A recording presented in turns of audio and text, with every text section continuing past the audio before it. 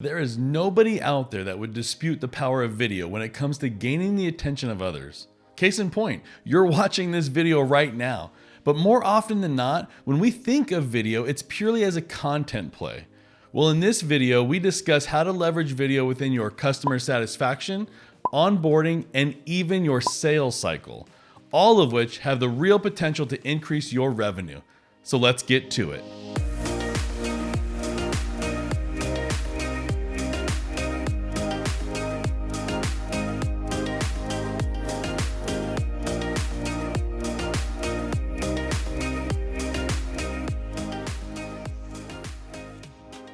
Hello, I'm James McKinney, the creator and host of the Startup Story podcast and founder of the hottest new entrepreneurial coffee subscription, Grindology.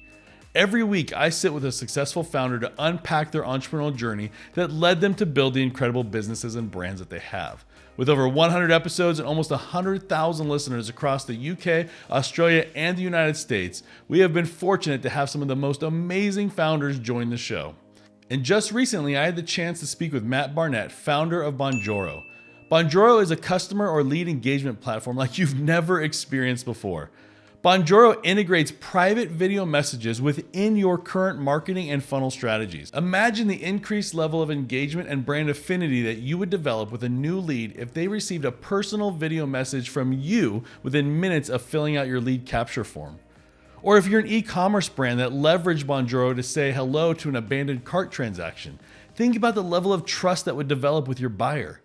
You've now just taken the e-commerce transaction from a simple buy-sell engagement and leveled it up to an early stage of an actual brand relationship. Until now, the perspective of video has been from a content position. We create something for a large audience, we find numerous ways to distribute it, and gain the attention of the masses. And there is a need to continue those efforts. I'm not disputing those. But until I interviewed Matt Barnett, I had never come across a solution that would allow you to create personalized one-on-one video messages and integrate them into various funnels. Let alone the idea of using this within an e-commerce use case where there are potentially thousands of transactions and customers. Well, they actually have a client that sends over 7,000 unique video messages a month because Bonjoro makes it that simple to do so. In this segment of my full interview with Matt, he unpacks the unique value proposition that private video messages deliver for your brand to your customers and even explains how to leverage the solution at scale within e-commerce. Now, before we jump into this segment, I highly suggest that you watch to the end of the video as I have a special offer to have your business highlighted in an upcoming episode of the Startup Story. Now let's hear direct from Matt Barnett, founder of Bonjoro, on how to leverage personalized video to increase brand affinity and drive higher sales and lead conversions. So using Bonjoro, ultimately what you're doing with leads is making your best first impression. So we're using video to do this because video is the full spectrum of communication. So you get the emotion across, you get who you are, but more importantly, you get to connect with customers one-on-one. It's transparency. And it shows that you're willing to take time with any lead that comes in. Now, to use this, if you're using a system, an ActiveCampaign, Salesforce, HubSpot, Intercom, whatever you use for your CRM, whatever you use to manage your leads coming in, if you plug Bonjoro into that, we will notify you when leads come into your funnel. We'll notify you or certain members of your team. Now, the system will actually pull in information about that customer. So if Joe Bloggs signs up from Orlando and works for X company, we'll pull that in and we'll tell you and say, hey, look, Joe Bloggs from X company just signed up. We'll also tell you what he's done in your system. So we'll say, look, he signed up, he's gone through onboarding, but he hasn't completed step X. We'll even tell you what his lead score is, how valuable a customer he is, and whether you should potentially go and look to talk to him. You'll get a notification. You or your team members, mobile, if you're on the move, or desktop, you simply hit record and record a message for Joe. So obviously welcoming him on board, saying, look, I saw you sign up. I saw you've done steps 1, 2, 3. I saw you haven't done step 5, which is really important. Either here's a link to go and do that step, because if you get that across, you'll be successful in the product. Or if you'd like to book a demo, there's also a demo booking link. One of our team will hop on a call and talk you through. Thanks so much for coming on board. Wonderful to have you. Any questions at all, please reach out. We're here to help. That's it. Like a 20-second video. You press send, you go back to work. Now we deliver that to Joe. We'll send it out to him. It'll include links that you mentioned. You can choose different links for different customers. What we'll see is that the average Joe will reply kind of like 3 times as much as they would do to a normal generic automated email they get when they sign up. So I think first point of contact is so powerful because it's your chance to make the best first impression. And anyone coming in, and I will argue this is from pretty much any industry, if you show that you're willing to stop in your day, acknowledge that customer, there's a lot of power in the name, a lot of power in saying their company name, a lot of power in just showing that you actually have support as an excellence, in your company. You'll get the law of reciprocation will kick in, and this person is far more likely to come back to you and say, wow, did not expect that. Actually, I do need help. Can we hop on a call? So what you're trying to do here is really to build a micro relationship with anyone who's interested, and you're also capturing people who would potentially bounce out because they didn't understand the onboard, they didn't understand the company. They might get distracted. You're showing them that you're there to help, and it's much harder to turn down a human than it is to turn down a generic email.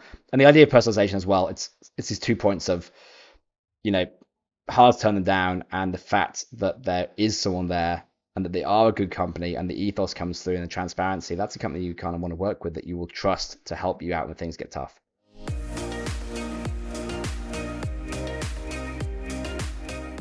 Yeah, so it's pretty interesting. I think you'll see e-commerce. So e-commerce has changed a lot in the last 12 months, even, I would say. So in e-commerce, the concept of lifetime value is starting to kind of rise as it used to in SaaS and in other companies. And lifetime value is basically how much money will a customer give you over their lifetime. So if they buy a widget off you for $100, but they come back in 6 months and buy another one, and 6 months and buy another one, they're not a $100 customer. They're a $300 customer at minimal. If they come back for 20 years, they're potentially a $5,000 customer.